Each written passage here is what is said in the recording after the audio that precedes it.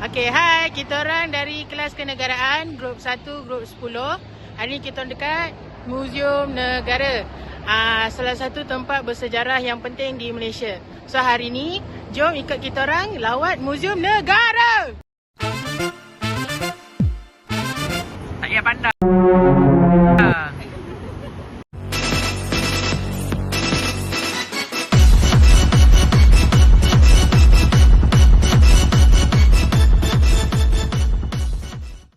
Okay guys, ni debu gunung berapi dari Danau Toba yang meletus 70,000 sampai 75,000 tahun dulu, yang melibatkan Danau Toba ni, dia punya debu tu spread all seluruh Asia Selatan.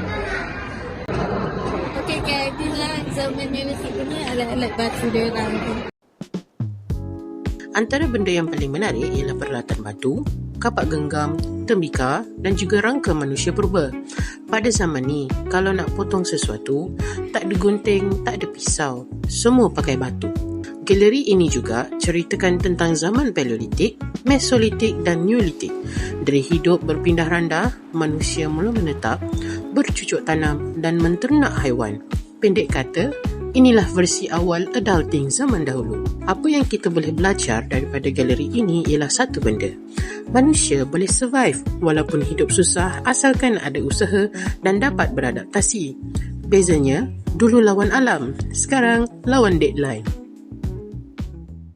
So, kita sekarang dah habis dekat sejarah pengenalan awal. So, jom kita tengok apa lagi yang ada. So, sekarang kita orang dekat section B, iaitu Kerajaan-Kerajaan Melayu. Let's go!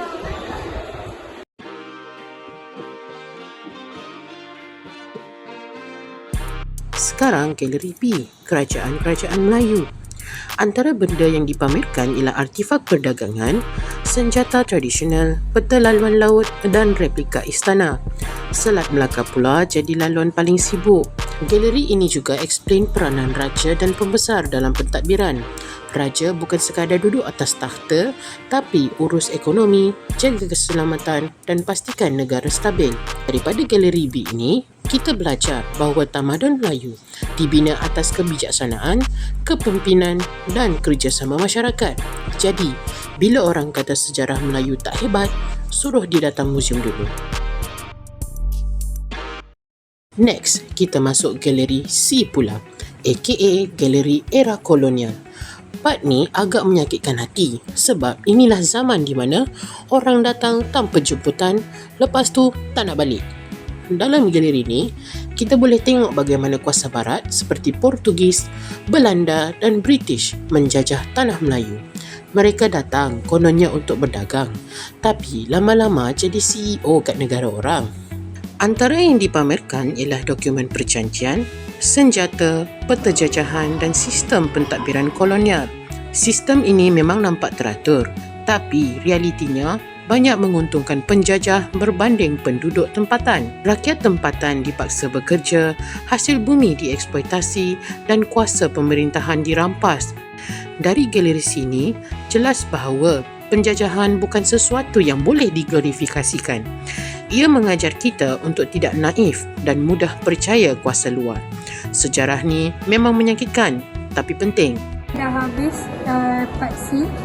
So, jom kita pergi part D.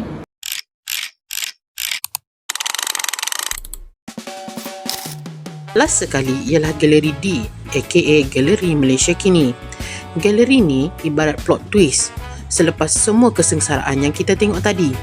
Galeri ini tunjukkan perjalanan Malaysia selepas merdeka, dari pembangunan ekonomi, pendidikan, teknologi sampai infrastruktur, dari kampung ke bandar, dari radio ke smartphone. Galeri ini juga memaparkan kepelbagaian kaum, budaya dan agama yang menjadi kekuatan utama Malaysia. Walaupun kita berbeza, kita masih boleh hidup bersama. Sebagai seorang warga negara dan pelajar universiti, galeri ini bagi mesej yang jelas bahawa kemerdekaan bukan sekadar cuti umum, ia tanggungjawab. negara ini tidak sempurna, tapi ia milik kita. Jadi, lepas keluar dari galeri ini, harapnya kita bukan sekadar ambil gambar, tapi turut ambil iktibar kerana cinta kepada negara bukan setakat slogan, tapi melalui tindakan. Sekian itu sahaja daripada grup 10 yang telah menyempurnakan trip kami ke Museum Negara. Bye. Bye-bye. Bye-bye. Bye-bye. Atas. Jom. Izinkan saya menyampaikan sedikit kata sebagai warga negara Malaysia. Lawatan ke Museum Negara ini bukan sekedar perjalanan untuk melihat artefak dan sejarah, tetapi ia merupakan salah satu pengalaman yang menyemai rasa bangga dan cinta terhadap tanah air.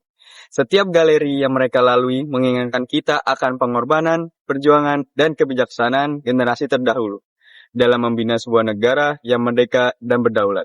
Semoga ilmu dan penghayatan yang diperoleh dapat menjadi pemakin untuk kita bersama untuk terus menghargai, mempertahankan keharmonian, serta menyumbang dan berbakti dengan penuh tanggung jawab demi kemajuan Malaysia.